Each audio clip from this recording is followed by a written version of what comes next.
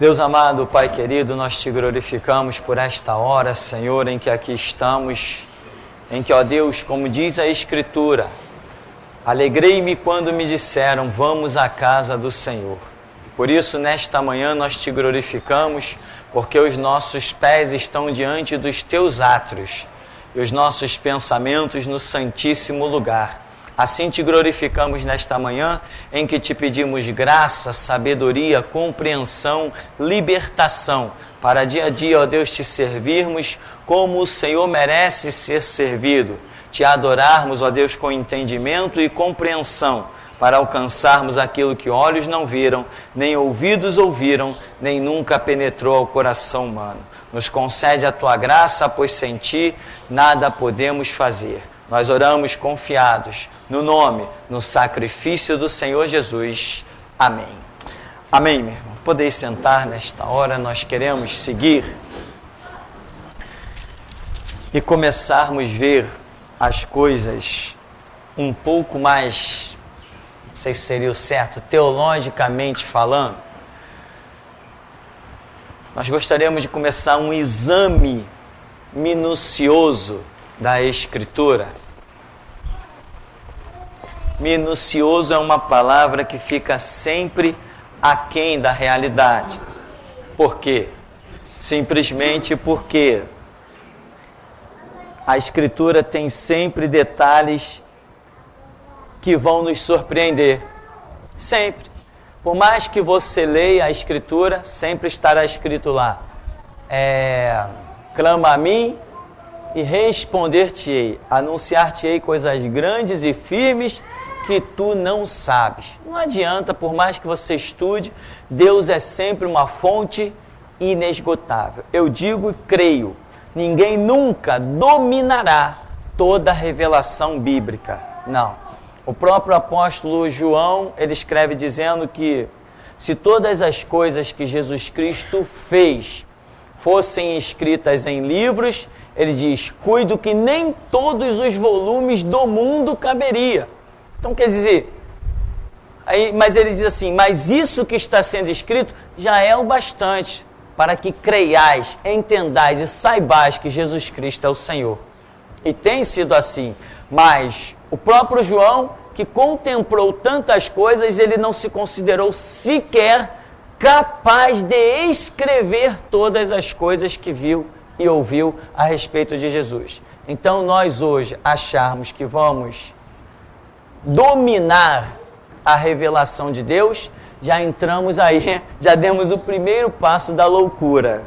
Para ser internado no hospício falta pouco. Ou seja, nunca dominaremos o conhecimento bíblico, mas a graça de Deus nos capacita a todas as coisas. Eu quero que você abra sua Bíblia em Ezequiel, no capítulo 1, e nós vamos começar a ver alguns detalhes que vão aumentando a compreensão, com a graça, com a misericórdia de Deus. Ezequiel, capítulo 1, ele diz assim, aconteceu no 30º ano, no 4º mês, no dia 5º do mês. Claro que tudo isso tem um sentido profético. Por quê? Porque as coisas de Deus nós já aprendemos que elas não simplesmente acontecem ou acontecem no acaso. Diante de Deus não existe o acaso ou a coincidência. Diante de Deus só existe o planejamento. Lembra como ele disse para Saul? Eu te levantei para esta hora. Como Saul não cumpriu o propósito dele naquela hora, Saul foi rejeitado. Diante de Deus as coisas só acontecem no momento exato. E isso é muito sério. Ou seja, não tente fazer nada sem Deus te mostrar que é a hora, e não deixe de fazer absolutamente nada se Deus já te mostrou que é a hora. Agora eu falei, Deus mostrou, não os seus próprios pensamentos. Então aqui está dizendo, 30º ano, 4º mês, dia 5º, que estando eu no meio dos cativos, junto ao rio Quebar, se abriram os céus. Eu vi visões de Deus no 5º dia do mês, no 5º ano do cativeiro do rei Joaquim. Veio expressamente a palavra do Senhor a Ezequiel, filho de Búzio, sacerdote, na terra dos caldeus, junto ao rio Quebar. Ali esteve ele sobre a mão de Deus.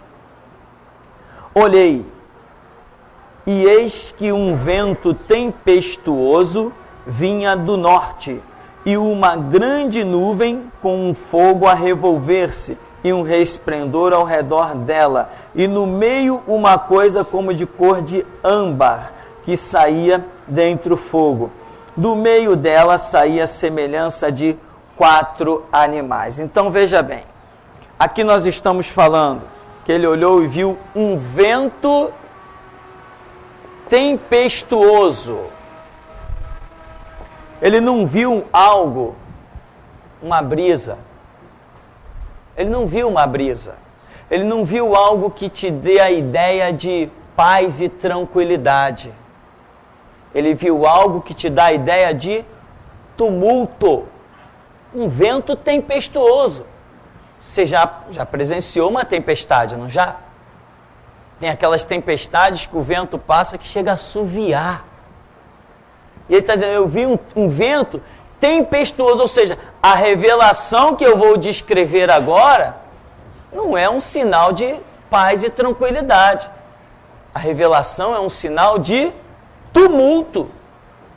Vai causar desordem. Não é isso que faz um vento tempestuoso? Vai arrancar coisas dos seus lugares. Vai jogar coisa de um lado para o outro.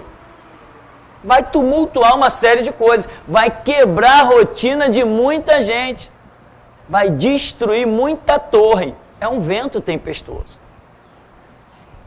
Aí ele diz, o vento vinha do norte. O norte, deixa eu explicar para você, sempre que você vê a palavra norte aparecer na Bíblia, lembra que o Satanás disse quando estava aonde? Lá no céu. Ele falou, acima das estrelas do céu me colocarei. Estrela aí é símbolo de anjos, né? Acima das estrelas me colocarei na banda do norte. E governarei sobre todas as estrelas. Ou seja, Satanás queria governar sobre todos os anjos. Satanás é uma estrela? Sim, a Escritura não diz... Como caíste, estrela da alva. Lembra que a Escritura usa a expressão estrela com relação a Satanás? E todos os anjos também têm como referência ou tipificação estrela. Nós já vimos na simbologia que estrela representa os anjos e representa também lideranças espirituais. Homens podem ser enquadrados como estrelas. Quando Jesus nasceu, uma estrela anunciou. Segundo historiadores, quando Moisés nasceu, uma estrela apareceu. E várias situações mostram na Escritura, por exemplo, sobre a vida de Josué, tinha relação com estrela. E os reis de Israel tinham relação. Então, estrela é símbolo, Apocalipse está cheio disso, né? Falando que em determinado momento da era da igreja, ou um momento que Jesus tem aí pela frente, diz que as potências seriam abaladas e as estrelas cairiam do céu. Estrela cair do céu, nós sabemos que, literalmente falando, é impossível. Nunca nenhuma estrela vai cair de canto nenhum. Imagina uma estrela cair na Terra, se diz a ciência que a estrela é milhões de vezes maior que a Terra. Para você ter uma ideia, o Sol é considerado uma estrela, chamada estrela de quinta grandeza. E os professores de geografia comparam o Sol como uma bola de futebol, número 5, essa bola grandona que os jogadores profissionais usam, e comparam a Terra como a cabeça de um alfinete. Então imagina se uma estrela tem condições de cair na Terra. Não tem a mínima condição. Ou seja, a Bíblia está falando que estrelas aí, na verdade, não são estrelas, astros, mas sim representações demoníacas, que em um dado momento serão expulsos da região celeste aonde habitam e serão todos precipitados para a terra. Aí haverá na terra o período chamado Grande Tribulação, porque as estrelas cairão sobre a terra, ou seja, todo o governo satânico será expulso das regiões celestes e virá atuar diretamente na terra. E a Bíblia diz que nesse período o diabo saberá que lhe resta o quê? Pouco tempo. Então, essas simbologias aí. Vamos seguir então aqui. E diz que o vento vinha do norte, ou seja, é de onde normalmente se procedem as administrações. E o próprio Deus governa através do norte. Jeremias, o que vê? Eu vejo uma panela. E para que lado está a face dessa panela?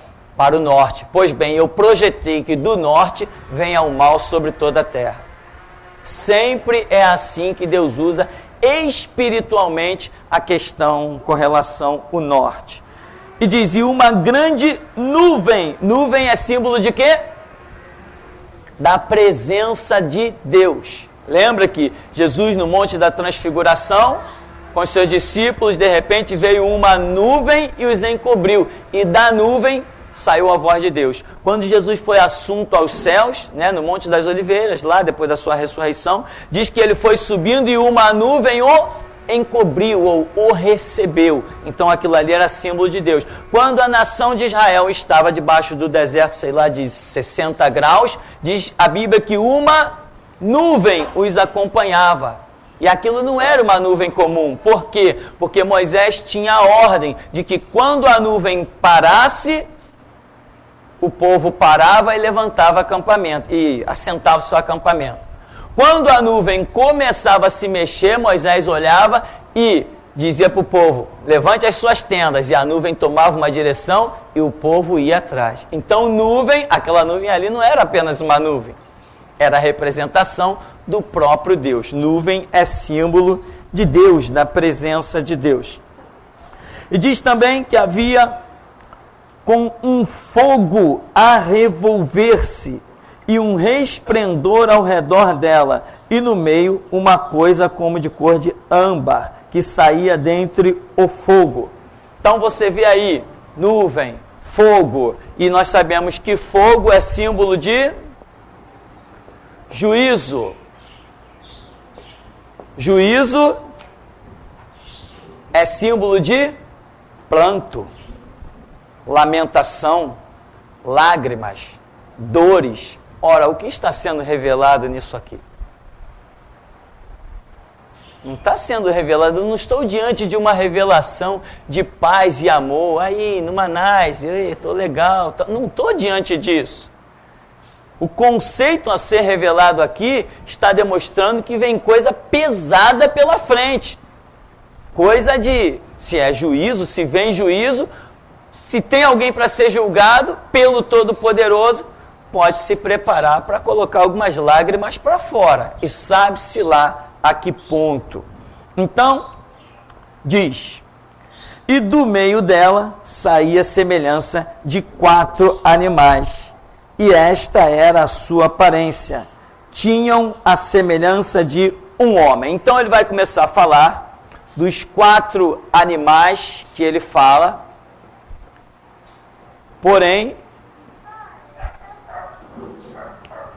essa expressão animais, ele vai jogar várias gravuras humanas no meio disso aí. E nós sabemos que o homem não é um animal. Vamos ver então aqui. No verso 6. Não, no verso 5 ainda diz: tinha a semelhança de um homem. Esses seres que ele está vendo, eles tinham a semelhança, o ser como um todo tinha a semelhança de um homem. O que ele identifica para dar a semelhança de um homem? Ele identifica cabeça, olhos, nariz, boca. Ele identifica pescoço, corpo, braços, membros, Ele identifica isso para dizer, é semelhante ao homem.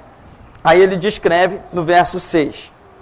Cada um tinha 4 rostos, como também cada um deles 4 asas. Veja bem, cada um tinha 4 rostos. Era um ser com 4 rostos. Ou seja, cada ser em si, ele era completo. Ainda que ele se completasse como os 4. Ou seja, se eu estou diante de cada um e eles são 4, com 4 rostos, eu tenho 4 vezes 4, eu tenho 16 rostos. 16 é o número da... Fala alto. Base, fundamento.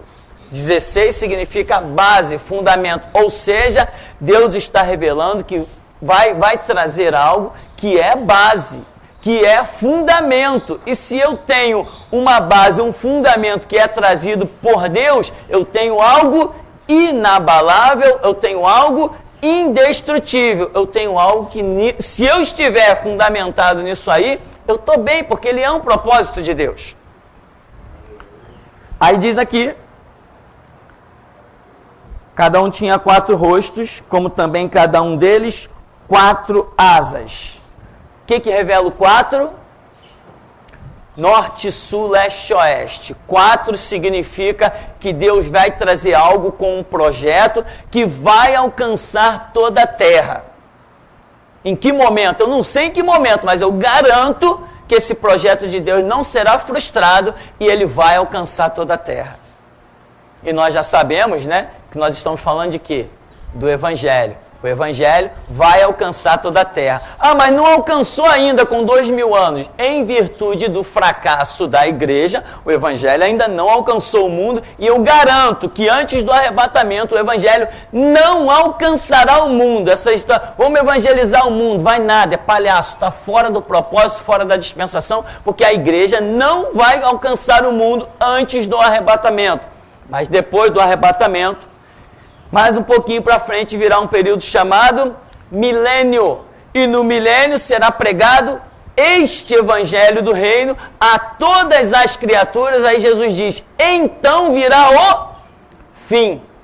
Então, o evangelho, que é representado pelo número 4, Mateus, Marcos, Lucas e João, ele vai alcançar o mundo todo, mas não antes do arrebatamento da igreja. Quem diz isso que vai alcançar antes do arrebatamento da igreja, está viajando, está na ilusão. A igreja tem o seu fracasso, a igreja tem a sua queda, e a igreja não alcançará o mundo antes de Jesus mesmo vir no Monte das Oliveiras e implantar o seu reinado milenar. Repito, a igreja hoje, até o arrebatamento, ela não vai alcançar o mundo. Qualquer organização que tiver com essa visão de evangelização, querendo evangelizar o mundo, está fora do propósito e, inclusive, colocando a própria salvação em risco.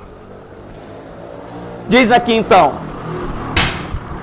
cada um tinha 4 rostos, como também cada um deles 4 asas. Os seus pés eram pés direitos, e as plantas dos seus pés como a planta do pé de uma bezerra, e luziam como a cor de cobre polido. Você lembra dessa expressão, cobre polido? Quando Jesus aparece lá em Apocalipse, que João diz, e os seus pés eram como latão reluzente. Algumas pessoas dizem, algumas versões dizem bronze, e outras dizem exatamente o que está sendo dito aqui, cobre polido. E tinham mãos de homem debaixo de suas asas, mãos de homem debaixo das suas asas, aos 4 lados, e assim todos 4 tinham seus rostos e suas asas. Porque eles tinham mãos de homem debaixo das suas asas? Porque o que Deus está aqui para revelar, o projeto que Deus tem, vai incluir o trabalho humano. Se o homem não se dispuser a esse trabalho, não haverá o projeto, o cumprimento do projeto. Deus vai precisar de pessoas, ele está traçando um plano que ele não vai agir direto do céu na terra. Ele vai agir do céu na vida de um homem, para através da vida de homem, realizar a sua obra na terra. Por isso as mãos humanas aparecem aí de uma forma muito especial. Todos eles tinham mãos de homem debaixo das suas asas. E por que tem asas? O que representa a simbologia das asas? As asas representam um mover rápido. E dependendo também de como são essas asas. A Bíblia fala de uma mulher lá em Apocalipse que tinha asas como asas de cegonha. Tem águia também, muita águia na Bíblia, mas cegonha, lembra da expressão asas de cegonha? A cegonha tem um tipo de voo diferente, que é proporcionado justamente por causa da diferença das suas asas. Cada ave, devido ao formato das suas asas, voa de uma maneira diferente e consegue atingir uma altitude diferente. Vamos voltar aqui. 9. Uniam-se as suas asas uma à outra, não se viravam quando andavam, cada qual andava diante do seu rosto. Ora, eles têm 4 rostos, ou seja, tem rosto para todos os lados, para todos os pontos cardeais. E eles não se viram quando andam, mas eles andam adiante do seu rosto. Ou seja, isso não é um mover natural. Aí já estamos falando de um mover espiritual. O Evangelho, ele caminha de uma maneira impressionante. Cada passo real da igreja verdadeira do Evangelho, ele não atinge direto, ele não atinge para frente ou para trás, não. Cada ação de Deus repercute nos 4 cantos da terra. Cada ação do Evangelho, ela explode em todos os pontos cardeais. É uma ação espiritual. Eles não estão andando, eu vou andar para o norte, para o sul, ou para o leste ou para o oeste. Não. A maneira que a igreja verdadeira atua sobre a terra, isso é repercutido em toda a extensão do planeta. Aí diz então, no verso 10, a semelhança do seu rosto era como o rosto de homem. E a mão direita, todos os 4 tinham o rosto de leão. A mão esquerda, todos os 4 tinham o rosto de boi. E também rosto de águia, todos os 4. Nós já vimos então que essa simbologia aqui, rosto de homem, de leão, de boi e de águia, recai sobre os evangelhos de Lucas, Mateus, Marcos e João. Então, Mateus, Marcos, Lucas e João estão representados nesta figura. Depois que Ezequiel tem esta visão, o que aconteceu a partir desta visão? Não aconteceu absolutamente nada. Ezequiel teve a visão, ele escreve a visão e a visão fica morta. Nada mais na Escritura veio a acontecer a nível de profetas, Antigo Testamento. Ninguém no Antigo Testamento mencionou, isso foi o que foi visto pelo profeta Ezequiel. Ninguém. Essa visão fica morta. Essa visão, ela fica só registrada no livro de Ezequiel e acabou a história. Por quê? Porque ela não tinha espaço de cumprimento dentro da antiga aliança da lei. Somente quando Deus vem em Cristo Jesus e realiza a sua obra, nós vemos o surgimento da profecia.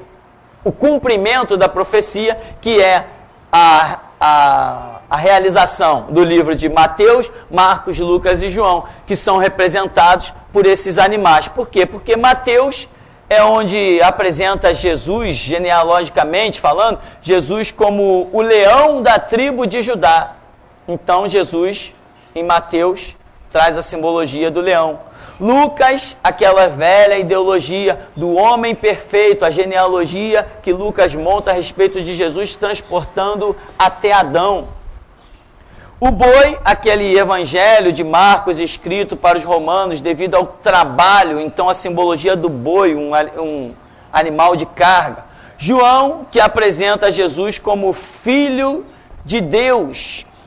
representado pela águia, um evangelho escrito para a igreja é representada pelos aqueles que estão acima de todas as coisas, e a águia é o animal que consegue atingir as maiores alturas. A águia é o animal que não tem predador no mundo natural. Somente o homem pode destruir a águia.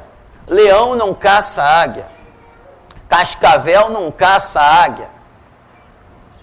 Imagina aí, qualquer predador. Gavião não caça a águia. Tigre não caça a águia. A águia não é caçada por nenhum animal. E quando eu falo animal, animais são símbolos de reinos e impérios. Mas somente o homem pode confeccionar armas e atingir a águia, acabar com a águia. Ou seja, a igreja só é destruída pelo próprio homem. Por quê? Porque nós vimos que Deus traçou um plano em que existem mãos debaixo das asas. Se o homem não se predispõe ao trabalho como tem que se dispor, a igreja sofrerá detrimento, ela deixa de existir.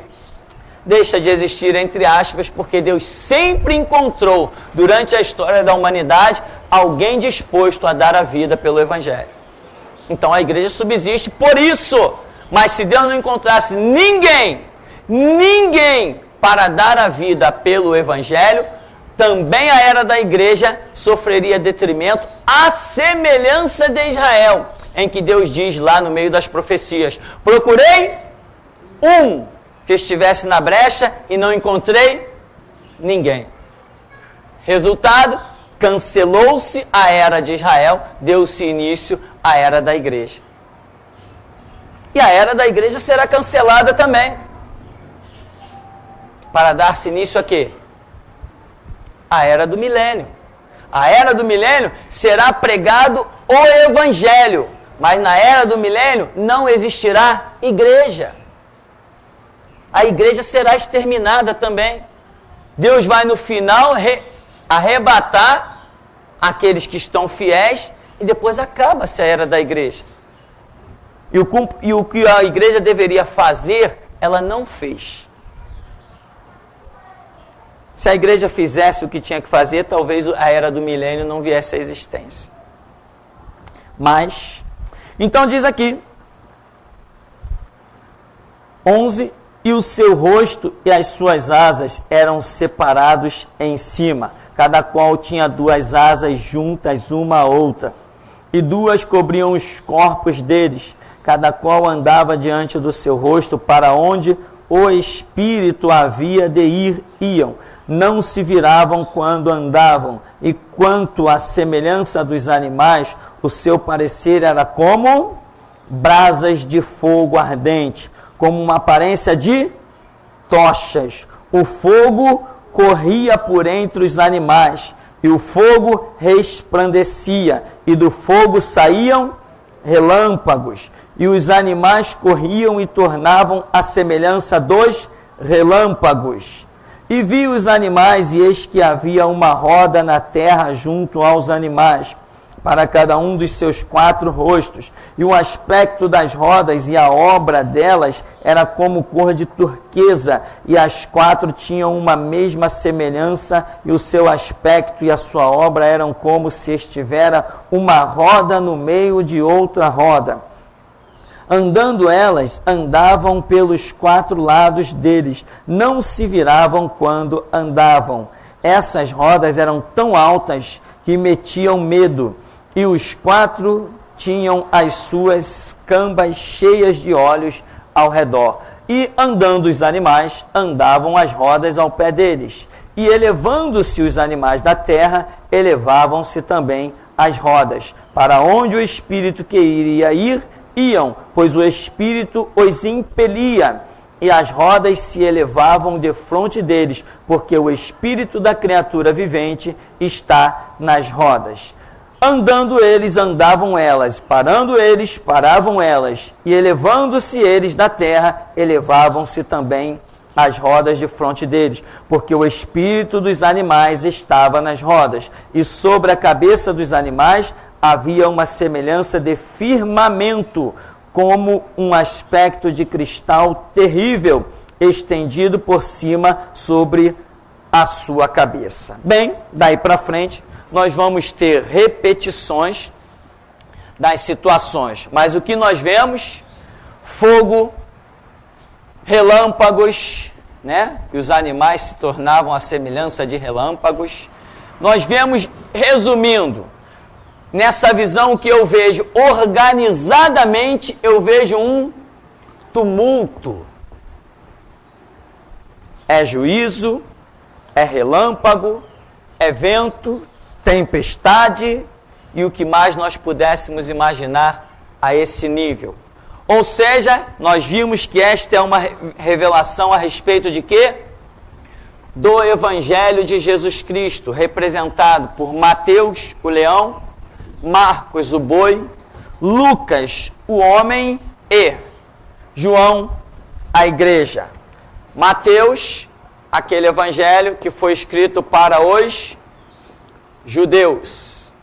Marcos, o evangelho escrito para os romanos. Lucas, o evangelho escrito para os gregos.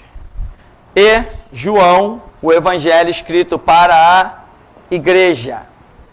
Cada um tem uma particularidade da maneira como foi escrita, porque visava alcançar um povo em específico. Todavia, quando nós vemos lá, nós observamos que cada animal tem em si os 4 rostos.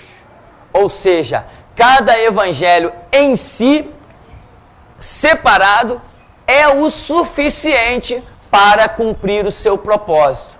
Uma pessoa pode ser salva ou condenada se ela tiver em mão tão somente um destes 4 evangelhos. Mas ali revela que no mesmo corpo estão os 4 rostos. Isso significa que os 4 estarão sempre juntos. É a grande obra que Deus realizou depois do Novo Testamento. Colocou tudo juntinho para a nossa edificação. Hoje nós temos a condição de ter um conhecimento mais pleno do Evangelho de Jesus Cristo. Então, está aí a representação. Vamos dar para você fazer alguma pergunta, caso queira, uma paradinha breve, você pode perguntar. Alguém tem dúvida até aí?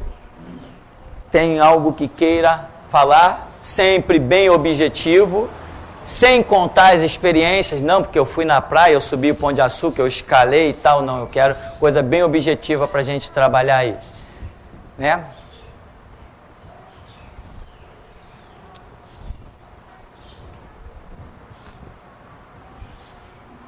Nesse versículo 16 e o 17, quando ele trata aqui de rodas, e mais embaixo no 17 diz, não se viravam quando andavam, roda aqui tem um sentido assim de ser contínuo e sem variação, é isso? Seria Sim. isso? Porque conforme eles andavam, eles não precisavam se virar. Ou seja, de roda, né? Quem anda em círculo está contínuo, seria essa? Exatamente. Isso aí revela que isto, né, como Paulo diz assim, o Evangelho de Deus que estava oculto desde tempos antigos, ou seja, o Evangelho, ele não existe a partir de Jesus Cristo. O Evangelho foi revelado a partir de Jesus Cristo. Como Jesus Cristo não existe a partir de Maria. Jesus Cristo foi revelado como sacrifício pela humanidade a partir de Maria. Então, a roda aí, que representa algo espiritual, que vem na terra, que vai no céu, né? Ela desce e ela sobe, uma no meio da outra, uma coisa que você não tem domínio, e Ezequiel diz, metiam até medo. Você não tem domínio, era tão grande, ele diz que metia medo, e você, numa roda, você não tem, né? O princípio disso e não tem o fim disso. Ou seja, o Evangelho que nós hoje servimos, ele tem o seu princípio na eternidade, ou seja, no próprio Deus, é algo que sempre esteve na essência de Deus, dentro da sua onisciência, e é algo que não terá fim. Não terá fim não é no sentido de que o Evangelho será pregado eternamente. Não, nós sabemos que o céu e a terra passarão, que todo esse sistema vai passar. Não terá fim no sentido de que sempre, lá na eternidade, você saberá muito bem por que você foi salvo. O Evangelho estará dentro de você em todo o tempo. O Evangelho, essa forma que Deus revelou a sua palavra, o seu caráter, a sua essência, a sua vontade, aquilo que te lapidou, te transformou, te torturou muitas vezes, te quebrou, te refez. Esse Evangelho, ele será eterno porque você será salvo eternamente e você sabe que foi salvo por essa palavra. Este conceito de Deus estará sempre dentro de nós eternamente. A gente diz, lá no céu será tudo novo. Sim, será tudo novo em vários aspectos. Mas esta palavra, evangelho, ela nunca sairá de dentro de nós. Daí, esse conceito, de ser eterno, representado nas rodas por um mover espiritual, por uma série de coisas. Você vê que tem hora que ela toca na terra, mas tem hora que ela se eleva, desgruda da terra e está no céu. Ou seja, ela é eterna, tanto no mover da terra, ninguém consegue deter esse mover, e ela é eterna quando ela se eleva até o céu. E ainda vimos que sobre esse tumulto organizado, nós vemos ainda o firmamento. Quer dizer, está demonstrando mesmo que quem está regendo sobre tudo isso é Deus. São os céus que estão comandando tudo isso. Então, veja bem, o que nós vemos como representação do Evangelho de Jesus Cristo é essa guerra toda. Juízo, fogo, vento, tempestade. Aí vieram os primeiros discípulos e começaram a pregar o que tinha que ser pregado. Aí vieram as torturas, as cadeias, os martírios. Para começar, o próprio Jesus já é a representação das cadeias, da tortura, dos martírios.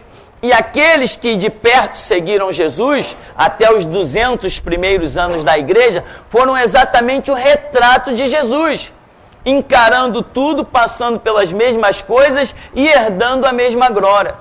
Mas depois a igreja começou a fraquejar, começou a temer, sei lá o que aconteceu na cabeça dos cristãos, depois dos 2 primeiros séculos da igreja, e eles começaram a fazer alianças, começaram a buscar influenciar governos, semelhante de hoje, Vamos botar homem lá dentro da política. Não, a igreja tem que caminhar só, lembra que, para onde o Espírito ia, elas e os animais iam. Hoje tem gente indo para onde o Espírito não quer ir.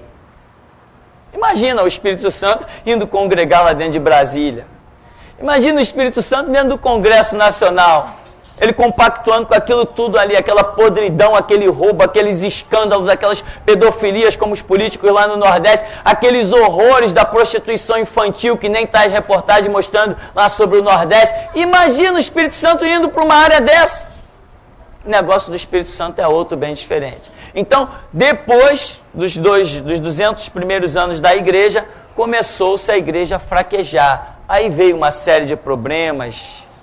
Outros tentaram reformar a igreja, como Martinho Lutero, mas não tiveram a visão real, entenderam parte do que era a restauração. Nós não. Nós estamos entendendo muito bem o que é restauração. Temos uma só lei e não temos aliança com ninguém, como eu já disse numa pregação passada, Alianças são coisas que não estão no projeto do nosso Deus. Nosso Deus não tem alianças. Temos ainda alguma pergunta aí? Tem? Que não? É uma pergunta da Francis, pastor, da Alemanha.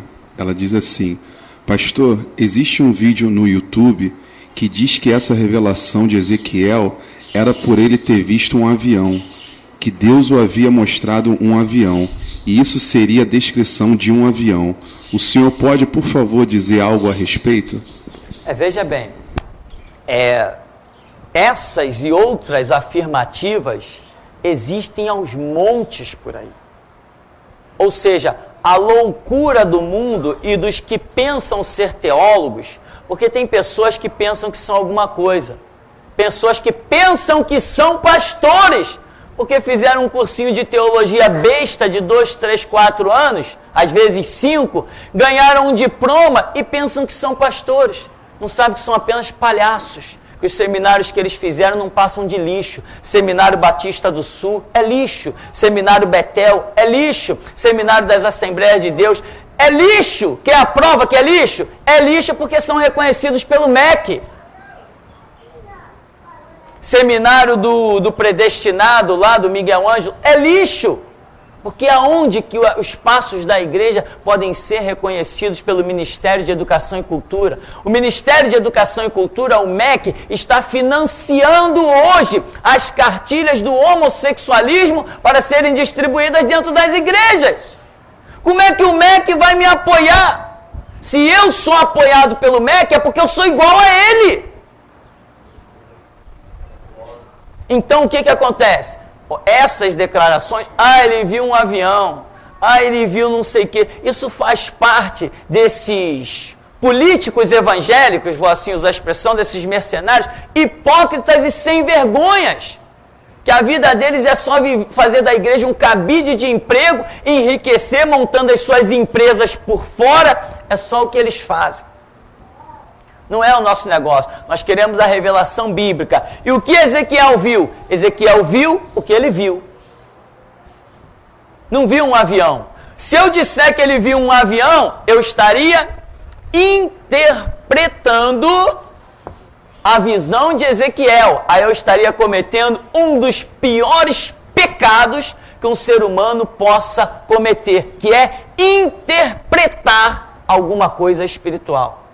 Não. Nós temos a seguinte expressão: a Bíblia diz o que ela quer dizer. Eu tenho que procurar entender o que a Bíblia está me dizendo e não interpretar. Se eu interpretar, eu caio na cova. Eu não vivo de interpretação, eu vivo de receber a revelação. Receber uma revelação é diferente de eu, com a minha capacidade intelectual, gerar uma interpretação. Isso é muito diferente. Eu posso conhecer simbologia, tipologia, teologia, geografia, arqueologia, aí uma visão ou um sonho, sei lá. Se eu, com o meu conhecimento, tentar interpretar, eu estou cavando a própria sepultura. Quando Deus fala alguma coisa, Ele espera o momento de me dar o entendimento do que Ele está falando. Eu não tenho capacidade de interpretar uma visão bíblica, uma revelação bíblica. Essa capacidade não está no homem. Nós não vivemos de interpretações, senão montaríamos uma escola de interpretação. Nós vivemos de revelações. Eu vi uma águia voando. O que isso quer dizer? Não sei. Mas uma águia é algo tão simples. Não sei por quê. Porque Deus não falou o que é. Não, mas a águia é símbolo da igreja, então é isso, é isso, é isso, é isso. Não é nada. Eu estou interpretando. Eu não recebi a revelação. Interpretações são crimes no Evangelho. Então, Ezequiel viu um avião. Quem foi o estúpido que disse isso? Só se for um estúpido. Primeiro, que o que ele vê não se parece nem um pouco com um avião pela descrição. Aí hoje nós sabemos, não por interpretação, mas por revelação, que ali naquelas 4 faces, depois de muito estudo, particularmente para mim, depois de 20 anos de estudo, eu descobri pela revelação, não por interpretação, por revelação, que ali está Mateus, Marcos, Lucas e João. Então, essas afirmativas são reais, existem aos montes. Não dizem por aí que Jesus Cristo, dos seus 12 anos até os 30 anos, esse tempo que ele ficou sumido ali na Escritura, não dizem que ele foi morar lá na Índia? E não tem livros escritos e um monte de gente acreditando nessa baboseira que Jesus foi morar na Índia? Imagina, que loucura! Agora, tem gente aí acreditando. Uma vez, um ateu, vendo a minha fé, vendo a obra que eu estava realizando, ele chegou para mim, não, mas você sabe que Jesus morou na Índia, né? Falei assim, eu sei sim, até eu morei com ele. Tá entendendo, meu irmão? E outra coisa, longe de mim querer persuadir um ímpio à fé, esse não é mais o meu ministério. Hoje eu prego restauração, não evangelizo ninguém. Se alguém estiver vindo dentro da rede da restauração, que venha. Mas se eu vou trocar minha rede, mas não vou mesmo. Eu ironizo, eu zombo. Eu estou vendo que a pessoa está querendo me afrontar. Sabe que Jesus morou na Índia? Sei, eu morei com ele. Amém, meu irmão?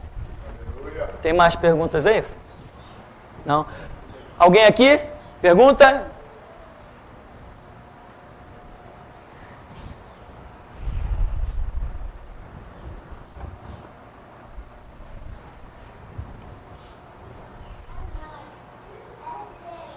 As quatro faces dos seres viventes, pastor, significaria então que apesar de uma particularidade de estarem quatro em um, significa que esses evangelhos... Não estou ouvindo, peraí, não estou ouvindo. Repete mais alto um pouquinho.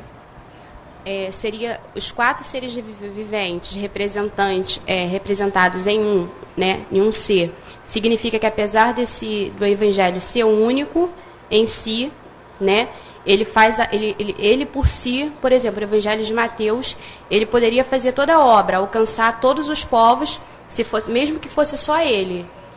Ele, apesar de ter essa particularidade, ser único. É exatamente aquilo que nós estávamos comentando. Apesar da autonomia de cada livro, Deus projetou que os quatro andem juntos. Mas cada um é soberano, porque, por exemplo, o livro de Romanos, ou o livro de Marcos, escrito para os romanos, não tinha utilidade quando um judeu visse? Tinha, claro que tinha. O livro de João e tantos outros livros. Mas quando um judeu pegasse o livro de Mateus, ele ia ser muito mais sacudido. Porque ele ia ver ali assim, porque Jesus nasceu de uma virgem conforme está escrito em Isaías 7,14. Quando o camarada fosse lá em Isaías, caramba, eis que a virgem conceberá e dará à luz um filho. Aí ele vai começando a ser impactado. Quantas vezes, né, as crianças que foram mortas quando Jesus nasceu, que Herodes mandou matar, aí o camarada cita a profecia de Jeremias. Em Ramá ouviu-se pranto e lamentação, Raquel chorando seus filhos, não querendo ser consolada, porque já não existem. Então, o judeu, conhecedor do Antigo Testamento, quando ele se depara com Mateus, ele vai ser muito mais sacudido do que lendo Marcos, do que lendo Lucas. Agora, os gregos que tinham uma cultura diferente, quando eles lessem Mateus, eles não atentariam tanto quanto ao fato de lerem Lucas. Porque a ideologia dos gregos, de uma altíssima cultura, uma cultura, eu diria, indestrutível, a cultura dos gregos. Por quê? Porque era uma cultura fundamentada em pesquisa e meditação. Os gregos eram um povo de maior conhecimento, eram os verdadeiros arquitetos, era um povo de uma cultura riquíssima, indestrutível, tanto que quando Roma dominou a Grécia, não conseguiu destruir a cultura da Grécia. Daí surgiu a cultura greco-romana. Porque a cultura dos gregos não era possível se destruir, era uma cultura muito fundamentada em inteligência e verdade. Embora de espiritualidade não tivesse nada, mas tinha verdade. Hoje não se constrói um prédio, aí quantos prédios nós temos aí na nossa sociedade? Prédios de 30, 40 andares. O que tem de espiritual nisso? Pode não ter nada de espiritual, mas que tem inteligência ali? Tem. E como tem? Então, assim era a cultura dos gregos. Então, Lucas, quando coloca aquele conteúdo, e ele traz vários detalhes mostrando que Jesus era um homem, mas um homem perfeito. Perfeito em quê? Perfeito nas suas obras, nos seus relacionamentos, nos seus trabalhos, perfeito numa série de coisas. O grego, o cidadão da Grécia, o grego, quando ele lesse aquele evangelho, aquilo chamaria muito a atenção dele. Exemplo, você pega um jornal e tem lá uma notícia, Festival Gospel na Quinta da Boa Vista, e do lado tem uma notícia, show de um cantor popular em tal lugar, qual notícia você vai ler? Se você tiver que ler uma dessas notícias, você vai ler a notícia gospel ou você vai ler a notícia popular? Porque é a sua cultura, é o mundo que você vive, é aquilo que te chama a atenção. Assim também o Evangelho dividido entre aspas, em Mateus, Marcos, Lucas e João, visava alcançar os 4 principais grupos sociais que existiam sobre a terra, ou seja, os judeus em Mateus, os romanos com Marcos, os gregos com Lucas e João, a igreja. Então esse era o principal grupo. Outra coisa, os evangelhos não foram escritos assim que Jesus morreu, ressuscitou. Não. O primeiro evangelho foi escrito cerca de 50 anos depois. O Evangelho de Marcos, existem muitas variações de pesquisas aí, mas essa é uma delas. O Evangelho de Marcos, que teria sido o primeiro evangelho a ser escrito, baseado em pregações de Pedro ao povo romano, que o povo romano chegou lá depois de uma pregação de Pedro e falou assim: Marcos, você que, é assim com o homem, né? Você que está assim com Pedro, tem acompanhado ele nas pregações, você deve saber de cabeça muitas dessas coisas que Pedro pregou aí pra gente. Escreve isso aí pra gente, Marcos, para que a gente não esqueça. Aí Marcos foi e escreveu uma simples cartinha para os povos lá, para os romanos que estavam lá, ansiosos da palavra que Pedro havia pregado. E mal sabia ele que a sua simples cartinha de 16 capítulos, aquele evangelhozinho curtinho, era um propósito de Deus já profetizado há centenas de anos atrás. Quando estamos no mover de Deus, damos passos que não temos ideia quão preciosos esses passos são. Um videozinho lá no YouTube, um áudiozinho lá num site, uma besteirinha que gravou, mandou não sei para onde. Esses evangelhos hoje têm servido para alcançar vidas aos milhares de anos sobre a terra. Milhões de pessoas têm conhecido a verdade. Então, esse evangelho que foi o primeiro, o objetivo dele era alcançar os romanos. E cada um com a sua particularidade foi gerando o que hoje nós temos, o evangelho pleno, a revelação do propósito de Deus para as nossas vidas. O evangelho não é pleno por trazer todo o caráter de Deus, ou todo o conhecimento de Deus. O evangelho não é pleno por isso. O evangelho é pleno porque ele é o suficiente para que eu veja a glória de Deus.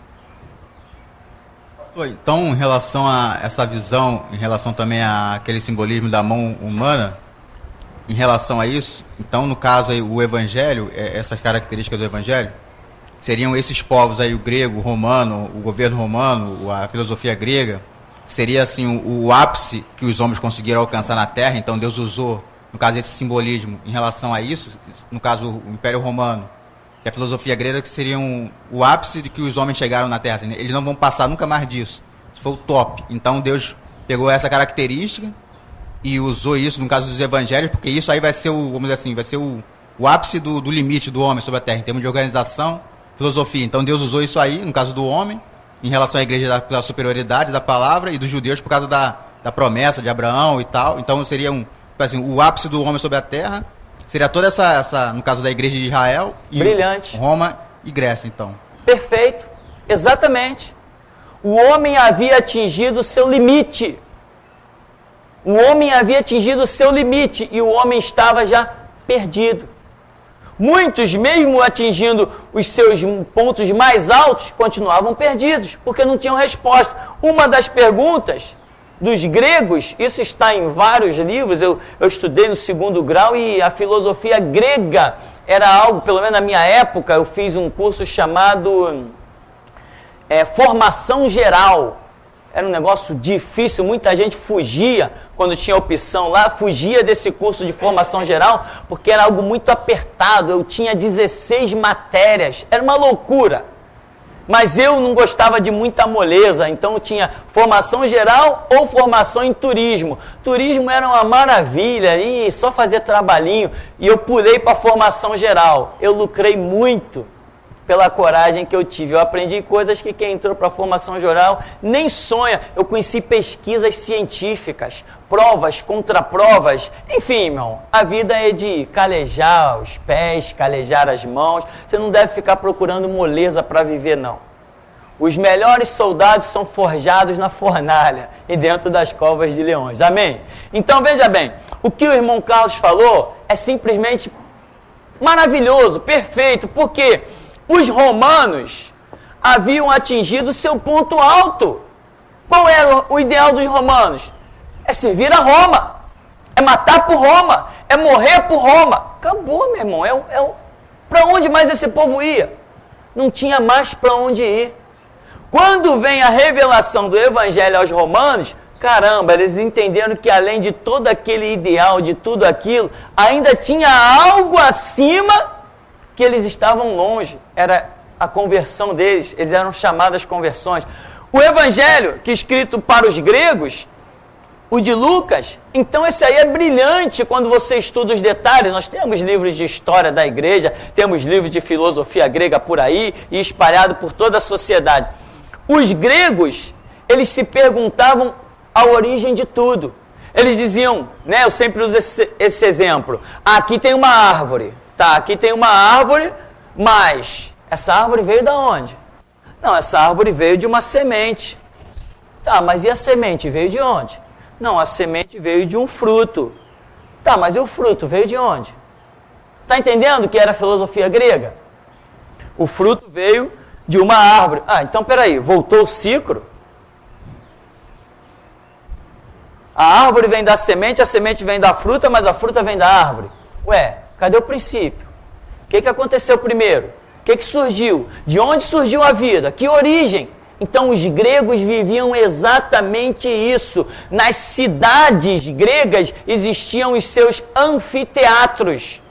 Que as pessoas, de tanto pensarem nas coisas, elas criavam teses, teorias e hipóteses. E quando elas tinham alguma coisa para dizer, já ficava um monte de gente sentada em volta nas praças. Quando alguém achava que tinha descoberto uma linha de pensamento diferente ou encontrado uma revelação, a pessoa subia lá naquele mini palco, todo mundo já sabia, aquele camarada tem alguma coisa para dizer. Se reunia todo mundo e ficava esperando ele abrir a boca para dizer o que ele descobriu nas meditações dele, nas pesquisas dele.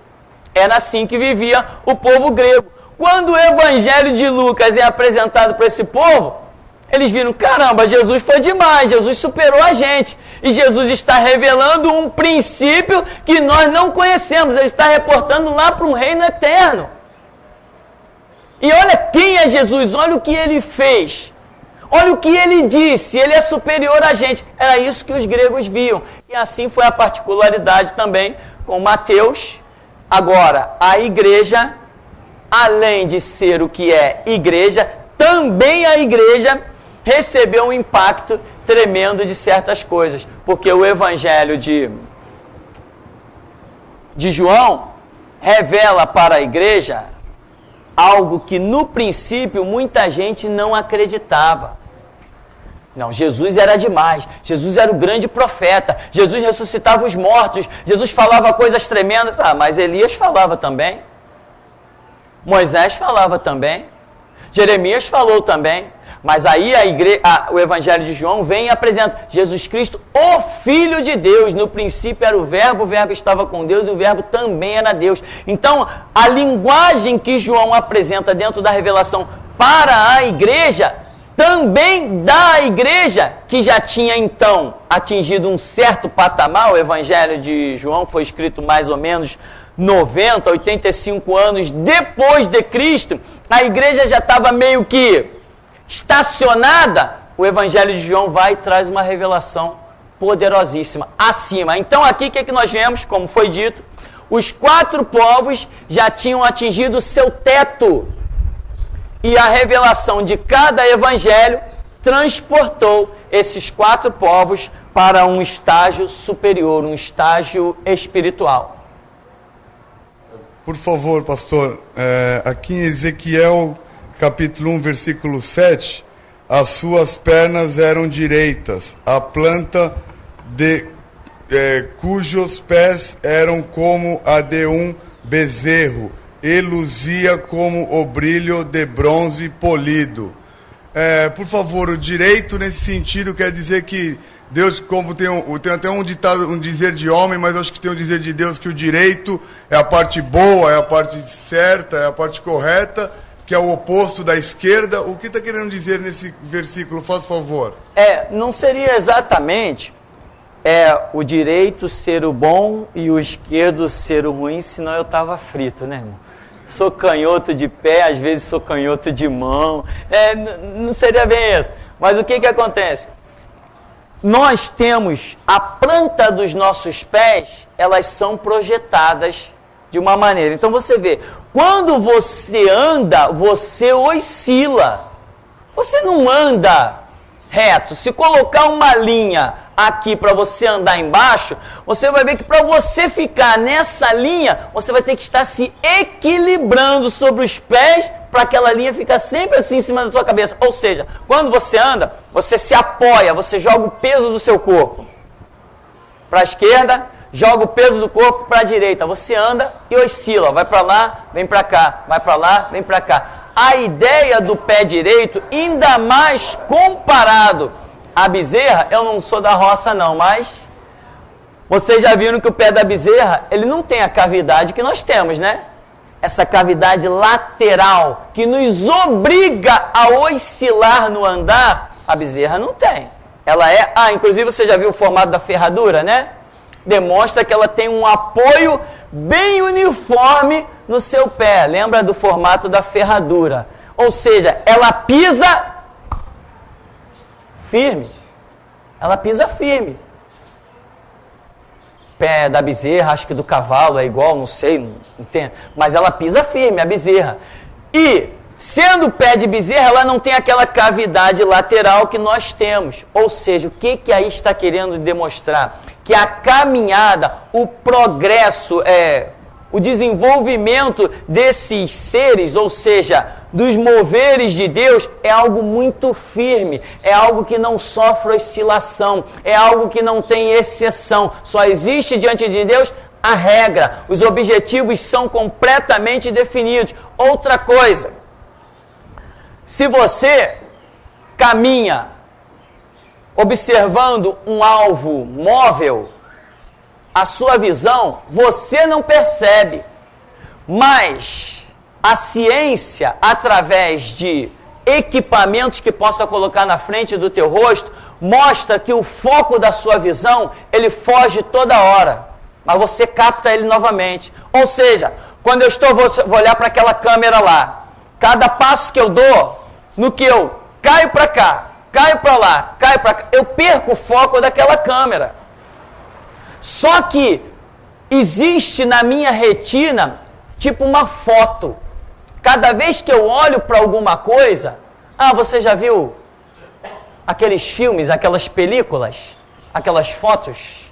Cada vez que eu olho para alguma coisa, é como que a minha retina, algo que tem aqui no fundo do meu crânio, ela fotografasse alguma coisa que eu vi. E isso fica na minha retina por alguns segundos. Então eu vou emendando um quadro no outro. Quando eu oscilo para cá, que eu perco o foco, mas eu já bati a foto. Eu já bati a foto. No que eu olhei para ali, eu já bati a foto. Aquilo ficou armazenado dentro do meu cérebro, na minha retina. Na minha retina não, lá atrás tem um nome científico aí. Retina? Acho que é isso, retina mesmo. Então, quando eu perco o foco nesse balanço do meu rosto, aquilo que foi fotografado lá dentro do meu cérebro me dá a reposição normal, e normal, e normal, mas eu oscilei. Aos olhos humanos, não aconteceu nada, mas aos olhos mais apurados de Deus, ou uma situação espiritual, aconteceu. Eu tive falha na minha visão, quando eu oscilei para cá e para lá. Eu perdi o foco, porque nós temos dois olhos, mas não conseguimos olhar para dois lugares diferentes. Que nem o camaleão, já viu como é que o camaleão enxerga? Ele olha tanto para um lado quanto olha para o outro. Ele consegue, o cérebro dele foi projetado para reunir essas duas imagens individualmente. Nós não. Nós temos 2 olhos, mas só podemos enxergar um foco de cada vez. Quando eu oscilo, esse oscilar me gera problemas. Agora, se os meus 2 pés fossem direitos, eu conseguiria andar sem oscilar. Se o meu pé não tivesse esta cavidade lateral, eu não sofreria esse desequilíbrio, esse prumo que falta na minha vida cada vez que eu piso por causa dessa cavidade lateral que nós temos, essa parte do pé, né? Então, esse projeto de ter o pé só direito e comparado a uma bezerra está demonstrando uma determinação, está demonstrando que ele anda de maneira bem reta, ele não oscila, não joga o peso para um lado, o peso para o outro, não, ele consegue caminhar de maneira que não vacila em nada, não oscila em nada. Esta é a visão até aqui que temos compreendido de pés direitos e principalmente comparado à bezerra, né? Faltando aquela cavidade que gera muitos problemas na verdade. E sim que, veja bem, muitas pessoas têm problemas de coluna. Aí você já viu, você está com problema de coluna, você vai no médico, as minhas costas estão doendo, aí o médico faz um exame, o que ele te receita, hein? Uma palmilha. Por que será que ele receita uma palmilha? Para compensar lá essa estrutura, essa cavidade, uma série de coisas. Bom, deixa esse detalhe para os médicos, se você quiser você pode pesquisar, eu acho que na internet tem muita coisa sobre isso. Nós vamos dar uma paradinha, beber uma água e já já a gente volta.